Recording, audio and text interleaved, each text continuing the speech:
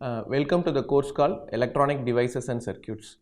This is the basic subject that you can learn about the electronic devices, how it is operating, what are the characteristics of the particular devices, and where we can employ those devices for the application.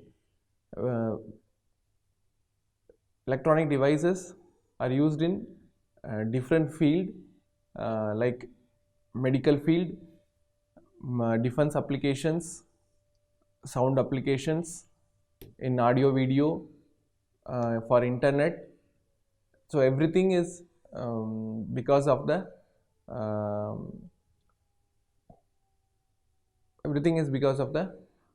because of electronics.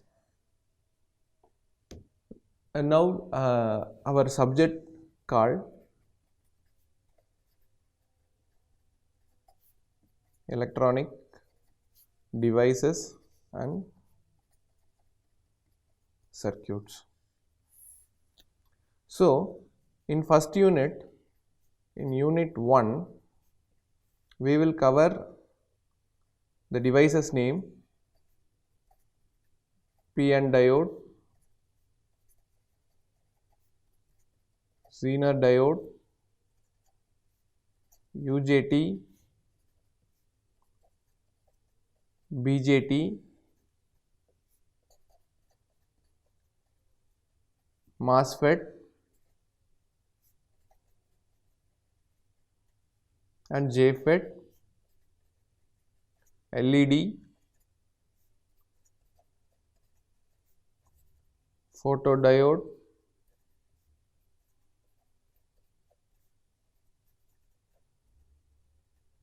phototransistor. In unit 1, we are going to study the PN diode, Zener diode, UJT, BJT, MOSFET, JFET, LED, photodiode and phototransistor. So what is the basic for studying the unit 1? So in your school days, you have studied about the intrinsic semiconductor, extrinsic semiconductor, and how to get the intrinsic semiconductor, the doping.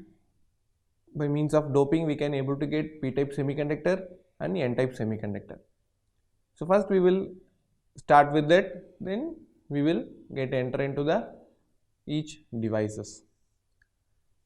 Now elements are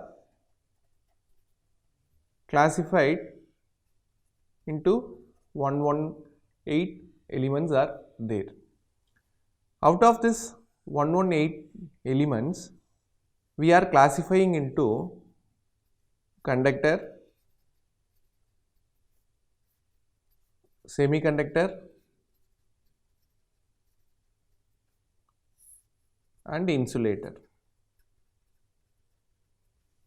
What makes the element to become a conductor, semiconductor and an insulator? It got its own resistivity and conductivity. Okay, you will see one by one. For example, if you take conductor, a copper is a very good conductor, its atomic number is 29. Aluminum is a very good conductor, its atomic number is 13. Now if you take semiconductor, we can take silicon, its atomic number is 14. We can take germanium, its atomic number is 32. And if you take insulator, carbon is a material, it's an element. When it existing in the form of graphite, it is a conductor. The same carbon, when it is existing in the form of diamond, it is a very good insulator. So carbon comes under conductor also, its atomic number is 6. Carbon is becoming an insulator when it is existing in the form of diamond, again its atomic number is 6.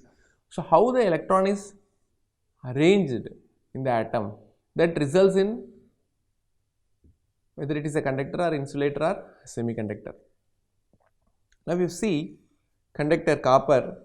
Now if we if we draw the atomic structure of the copper, now nucleus, in the first band we got 2 electrons, and in the second band 8 electrons, and in the third band we got 18 electrons.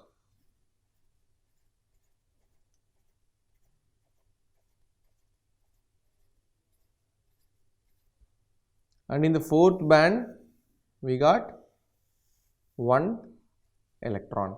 So the outermost orbit is called as the valence band, and here it is the outermost band for the copper, and we got 1 free electron.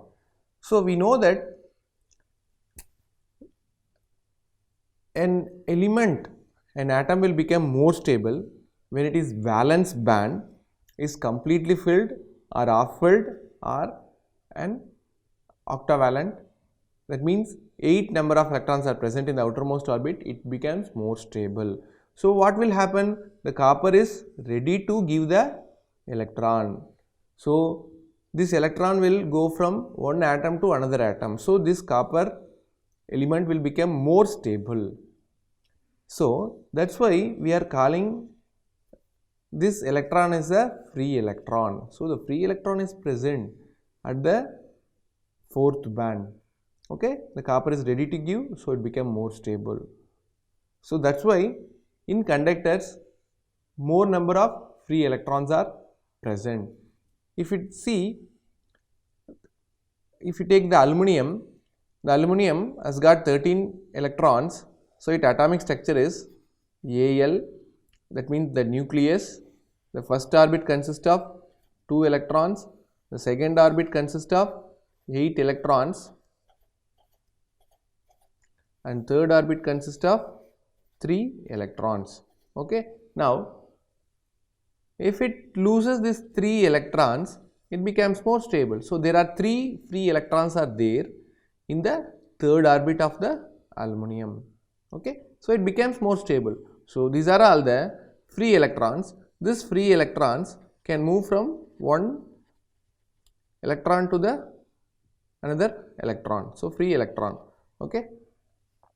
Now we will consider the semiconductor. Whether in the semiconductor whether free electrons are there or not, just we will see. Now silicon has got 14 electron. Now I will draw the atomic structure of the silicon. Now silicon nucleus, in the outermost orbit we got 2 electron, and the first orbit got 2 electron, second orbit got 8 electron, and the third orbit got 4 electrons. So this is the outermost orbit, and this is nothing but the valence electrons, the valence band. Electrons in the valence band are valence electrons. Now whether it is free or not, now we will see. Now when an element has got 8 electrons in its valence band, that acquire more stability. So this silicon will make the electron which is present at the outermost orbit will make a bond with another silicon atom. Okay. So this forms a pair, the covalent bond is formed. Here silicon atom is there, it makes a bond. Here also one silicon atom is there, it makes a bond. Okay. Here also silicon atom is there, it makes a bond. Okay. And here also one silicon atom is there, it makes a bond. Now 1, 2, 3, 4, 5, 6, 7, 8. So 8 electrons are there in the valence band. So it becomes an octavalent structure, so it becomes more stable. So what we understood here, what about the free electrons? There are no free electrons. Okay, all are in the bonding, covalent bond with another silicon atom. But here a free electrons are there. Here in copper atom 1 free electron is there. In aluminum we got 3 free electrons. Have you understood? So there are no free electrons, there are no free charge carriers are present in the silicon.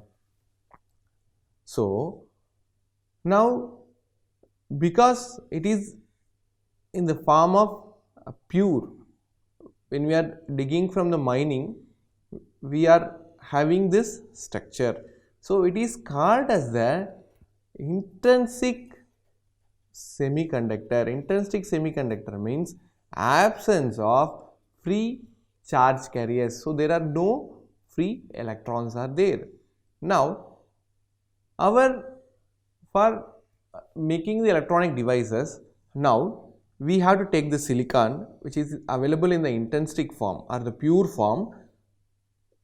It does not have any hole or electrons. Now we have to add the impurities to it to make into a conductor. Now what we will do, there are two options for us. So one is, now there are two options for us to make into a conductor. So we are having the silicon or germanium which is available in the pure form. That means that there are no free charge carriers, there are no holes or electrons are there, absence of the charge carriers, that is available in the pure form. Now we got two options. One is trivalent elements are there and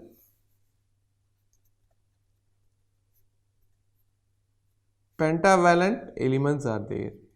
What is meant by trivalent elements? The trivalent elements are nothing but there are 3 electrons are there in the valence band. In the valence band there are 3 electrons are there. Pentavalent elements, 5 electrons are there in the valence band. 5 electrons are there in the valence band. Now to the silicon, so 2 electrons in the first orbit, 8 electrons in the second orbit and 4 electrons in the third orbit. Now we are going to add these trivalent elements. What are the trivalent elements? Boron, aluminum, gallium and indium. So we got the option boron, aluminum, gallium and indium.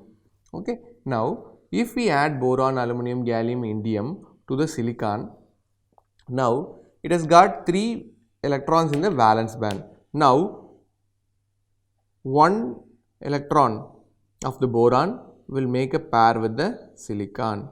Another electron of boron will make a pair with electron of the silicon atom.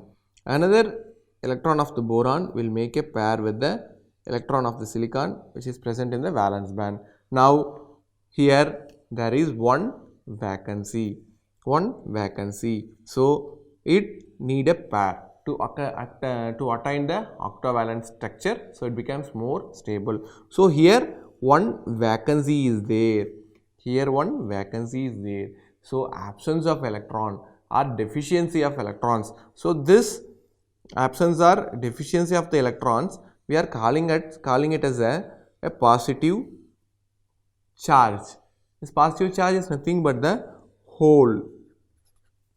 So absence of electrons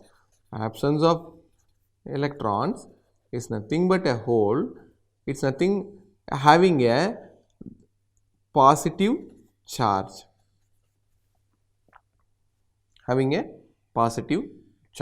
So when we are adding trivalent elements such as boron, aluminum, gallium, indium to the semiconductor material called silicon, then we are getting a positive charge or p-type semiconductor.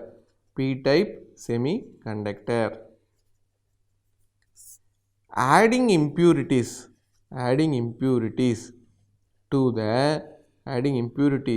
to intrinsic semiconductor is called doping. Doping is a process where we are adding the trivalent elements or pentavalent elements to the semiconductor to make it into a conductor. So when we are adding trivalent elements to the semiconductor, we have results in the p-type semiconductor. Now we will consider the pentavalent elements. So there are 5 electrons are there in the valence band. So what are the 5 elements coming under the 5th group element or pentavalent elements? So phosphorus, arsenic, antimony and bismuth. Now to the silicon.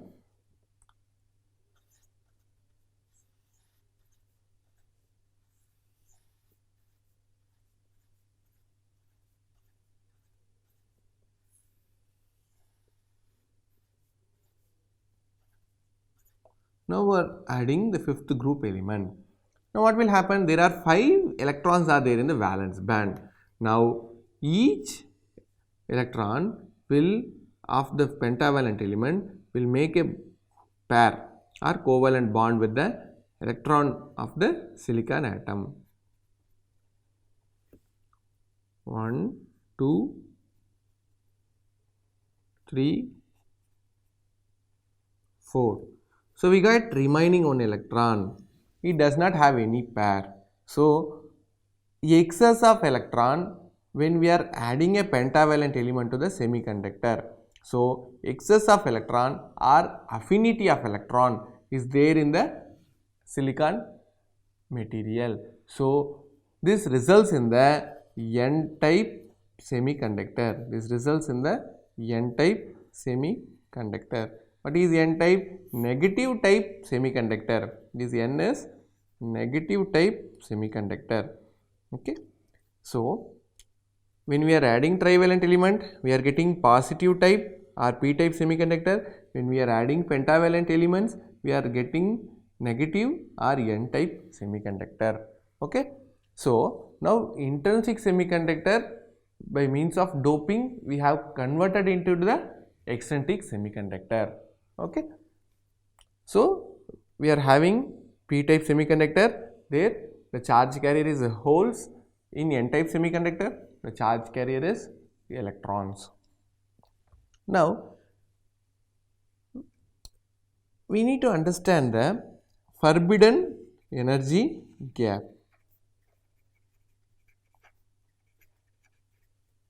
Forbidden energy gap. Now conductor, semiconductor,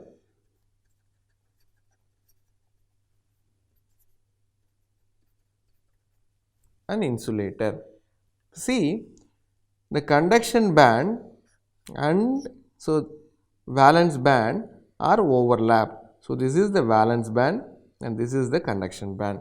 Now in case of conductor, conduction band and valence band are overlapped to each other.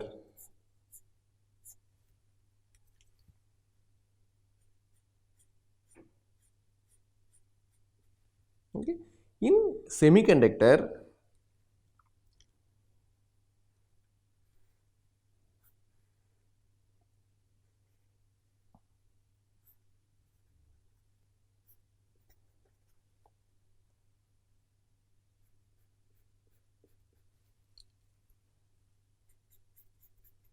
conduction band and valence band are separated by means of a forbidden energy gap. So to electron to move from the valence band to the conduction band, it requires 1 electron volt of energy. Okay. In case of insulator,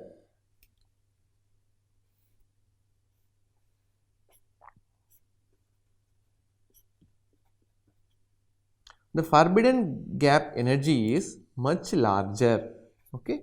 So forbidden energy gap is much larger for insulator. So it requires at least 6 electron volt to move from valence band to the conduction band. So there will be no conduction is available in the insulator. So the conductivity is very poor and the resistivity is very high for the insulator.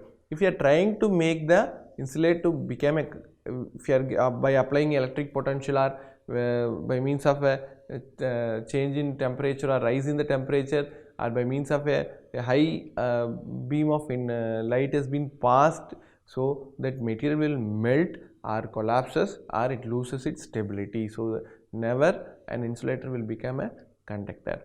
But semiconductor in the intrinsic or pure form, because of the absence of charge carriers, the resistivity is very high and the conductivity is very poor. When we are converting into a eccentric semiconductor by means of adding a trivalent or the pentavalent elements, so it results in the p-type semiconductor and n-type semiconductor, and we can make the eccentric semiconductor become a conductor. So the resistivity is less and the conductivity is more. For the conductor, because of the presence of free electrons, so default in nature, it becomes a very good conductor. So conductivity is very high and the resistivity is very less.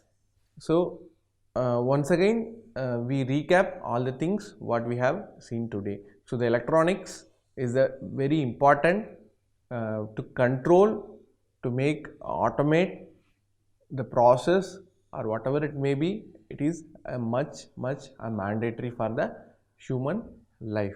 Now we cannot able to avoid the electronics in any applications. Everywhere it has been embedded. Okay, without electronics we cannot able to see any kind of appliances, starting from the induction stove, a refrigerator, a washing machine, a cell phone, a laptop, a television, to the satellite. So whatever you are naming it, so we are having the electronic devices in it. Okay, so it is mandated to learn the electronic devices and circuits. So it is very interesting to learn. So in electronic devices and circuits, in the first unit we are going to study all these 9 devices in detail. So as a prerequisite, we should know about the how we are classifying the elements. So the elements are classified into conductor, semiconductor and insulator. Okay, the example for conductor: copper, aluminum and carbon. Semiconductor: silicon, germanium. For insulator, a carbon in the form of diamond. The same carbon, when it is in the form of graphite, it is a very good conductor. Now because of the presence of free electrons, the conductors are conducting.